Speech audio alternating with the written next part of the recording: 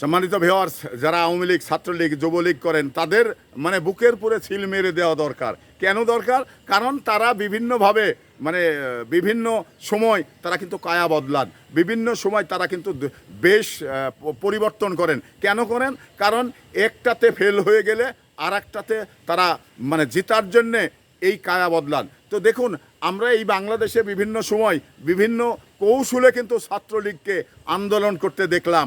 যেমন অঙ্গ আনসার শাস্তে দেখলাম, এবং রিক্সা শ্রমিককে দেখলাম, এবং আপনার এই যে ছাত্র মানে পরীক্ষার্থী যারা তারা দেখলাম গলাতে আইডি কার্ড ঝুলিয়ে তারা বিভিন্ন প্রতিষ্ঠানের নাম দিয়ে আইডি কার্ড করে তারা এসে আন্দোলন করছেন, শিক্ষামন্ত্রীর পদত্যাগ দাবি করছেন। তো দেখুন, এই আওয়ামী লীগ এই কারণেই আমি বলছি, বা ছাত্রলীগকে আমি এই কারণেই বলছি, তাদের বুকে ছিল মেরে দিতে হবে।